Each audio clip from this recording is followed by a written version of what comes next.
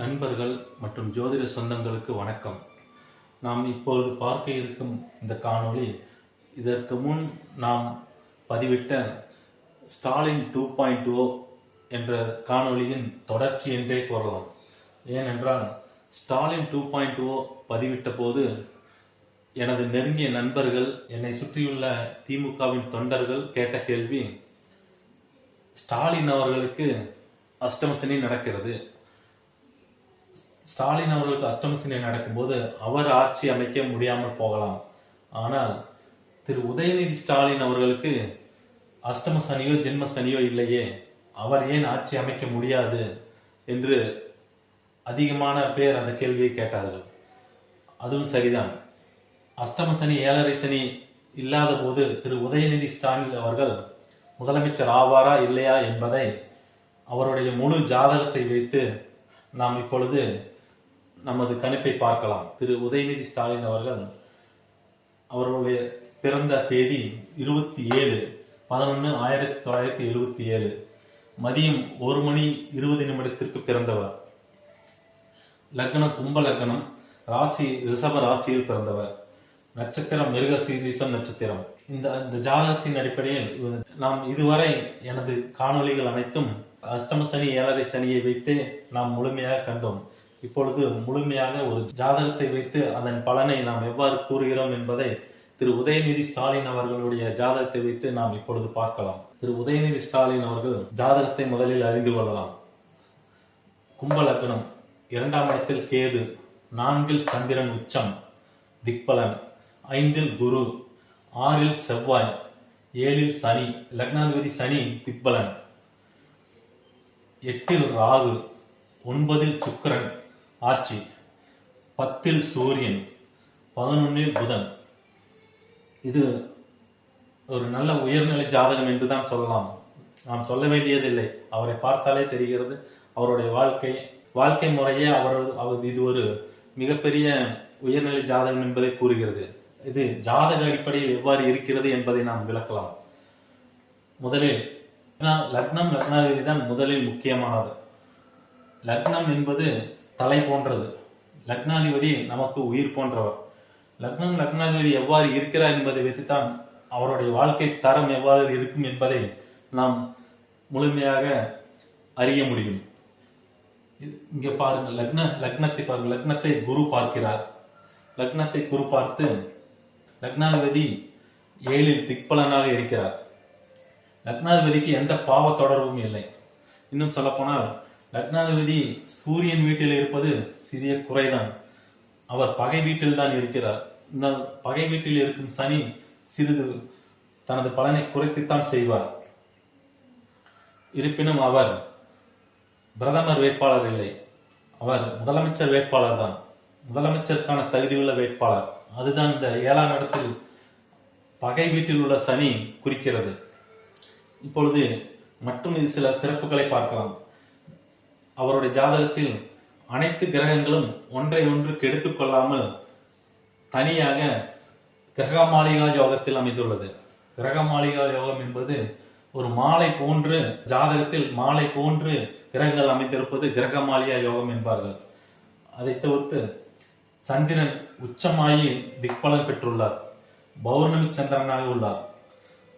பௌர்ணமி சந்திரனின் பார்வையில் சூரியன் இருப்பது மிகப்பெரிய யோகம். அதே போல் குரு 5ஆம் இடத்தில், சுபகிரகங்கள் 5, 9இல் இருப்பதும் பாவகிரகங்கள் 4, 7, 10இல் இருப்பதும் ஒரு ஜாதகத்தில் மிகப்பெரிய யோகம். அதன் அடிப்படையில் குரு 5ஆம் இடத்திலும் சுக்கிரன் 9ஆம் இடத்தில் இருப்பது இவரது ஒரு யோக ஜாதகம் என்பதை காட்டுகிறது. அதே போல் பாவகிரகங்களான சனி லக்னாதிபதியாக இருந்து 7ஆம் இடத்தில் திக்பலன் பெற்று தன் லக்னத்தை பார்க்கிறார். செவ்வாய் நீச்சமாக இருப்பது ஒரு குறைதான், இருந்தாலும் அங்கு நீச்ச பங்க அமைப்பில் இருக்கிறார். அடுத்தபடியாக சூரியன் பௌர்ணமி சந்திரன் பார்வையில் 10ஆம் இடத்தில் திக்பலனாக இருக்கிறார். சூரியன் திக்பலனாக இருப்பது ஒரு ஜாதகத்தில் மிகப்பெரிய மேன்மையை கொடுக்கும். ஆட்சி, அதிகாரம், அரசு சார்ந்த விஷயங்களில் ஒருவர் இருக்க வேண்டும் என்றால் சூரியன் திக்பலனாகவும் அதிக வலுவுடனும் இருக்க வேண்டும் என்பது மிக மிக முக்கியம். அதன் அடிப்படையில் இங்கே சூரியன் 10ஆம் இடத்தில் பௌர்ணமி சந்திரனின் பார்வையில் உச்சம் பெற்ற திக்பலன் பெற்ற பௌர்ணமி சந்திரன் பார்வையில் சூரியன் இருப்பது மிகப்பெரிய மேன்மை. இதுதான் அரசு அதிகாரத்தையும் அதிகார இடத்தில் இருப்பார் என்பதையும் குறிக்கிறது. அதன் பிறகு 5ஆம் அதிபதி புதன் 5ஆம் வீட்டை பார்த்து மிகவும் வலிமையாக இருக்கிறார். 5ஆம் அதிபதியும் 11ஆம் அதிபதியும் பரிவர்த்தனை யோகத்தில் உள்ளார்கள். 5-11 பரிவர்த்தனையாக இருப்பது மிகப்பெரிய மேன்மை. இது இவருடைய ஜாதக அமைப்பின் தன்மையை நாம் பார்த்தோம். இப்பொழுது திரு உதயநிதி ஸ்டாலின் அவர்கள் இப்பொழுது முதலமைச்சர் ஆவாரா என்ற கேள்விக்கு உதயநிதி ஸ்டாலின் அவர்கள் எந்தெந்த பதவி எந்தெந்த இடத்துக்கு வந்தார்கள், எந்தெந்த நாளில் வந்தார் என்பதை பற்றி நாம் அறிந்து கொள்ளலாம். அப்பொழுதுதான் அந்த தசாபுத்தி அமைப்புகள் அவருக்கு என்ன செய்யும் என்பதை நாம் விரிவாக பார்க்க முடியும். இப்பொழுது உதயநிதி ஸ்டாலின் அவர்கள் 2016ஆம் ஆண்டு தான் தனது அரசியல் வாழ்க்கைக்கு வருகிறார். அவர் முதலில் 2016ஆம் ஆண்டு சரியாக சனி தசை ஆரம்பித்தவுடன் அரசியல் வாழ்க்கைக்கு வருகிறார். அதற்கு முன் குரு தசை வரை அவருக்கு அவயோக தசை நடக்கிறது. அவயோக தசை வரை அவர் அரசியல் வாழ்க்கைக்கு வரவில்லை. சரியாக சனி தசை 2016ஆம் ஆண்டு சனி தசை ஆரம்பித்தவுடன் அவர் அரசியல் வாழ்க்கைக்கு வருகிறார். அதன் அடிப்படையில் சரியாக சனி தசை புதன் புத்தியில், அதாவது லக்னாதிபதி தசையில் 5ஆம் அதிபதி புத்தியில் அவர் முதல் முறையாக எம்எல்ஏ ஆகிறார். லக்னாதிபதி தசை 5-9 யோக தசா புத்திகள் நடக்கும்போது ஒருவருக்கு மிகப்பெரிய நன்மைகள் ஏற்படும். அதன் அடிப்படையில் தான் லக்னாதிபதி சனி தசையில் 5ஆம் அதிபதியின் புதன் புக்தியில் முதல் முறையாக திரு உதயநிதி ஸ்டாலின் எம்எல்ஏ ஆகிறார்கள்.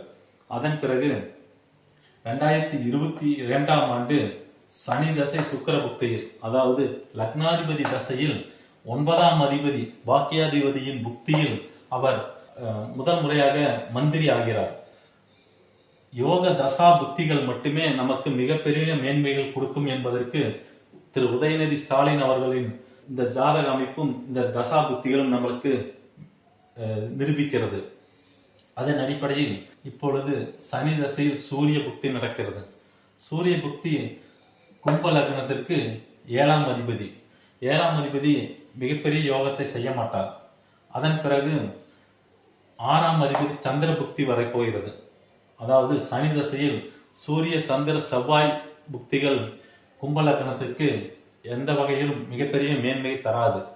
இப்பொழுது திரு உதயநிதி ஸ்டாலின் அவர்களுக்கு சனி தசையில் சூரிய புக்தி நடக்கிறது. சூரிய புக்தி 18-12-2026 வரை நடக்கிறது. அதன் பிறகு கும்ப லக்னத்திற்கு வரவே கூடாத சந்திர புக்தி வருகிறது. ஒரு ஜாதகத்தில் என்னதான் யோகம் இருந்தாலும் சிறு குறைகள் இருக்கும். அதன் குறை என்னவென்றால், எந்த ஒரு ஜாதகத்திலும் லக்னாதிபதியை விட 6-8ஆம் அதிபதிகள் வலுவாக இருக்கக்கூடாது. இப்பொழுது திரு உதயநிதி ஸ்டாலின் அவர்களுக்கு 6ஆம் அதிபதியான சந்திரன் லக்னாதிபதியை விட வலுவாக இருக்கிறார். திரு உதயநிதி ஸ்டாலின் அவர்களை விட அவருடைய எதிரி வலுவானவர் என்பதைத்தான் இது காட்டுகிறது. அது எப்பொழுது அந்த வலுவான தன்மை நடக்கும் என்பதால் என்று பார்த்தால் அதன் தசாபுத்தி தான் நடக்கும். அதன் அடிப்படையில் திரு உதயநிதி ஸ்டாலின் அவர்களுக்கு சூரிய புக்தி 18-12-2026 வரை நடக்கிறது. அதற்கு பிறகு சந்திர புத்தி வருகிறது. எப்பொழுதுமே அவயோக தசா புத்தியில் நாம் என்ன நினைக்கிறோமோ அது நடக்காது.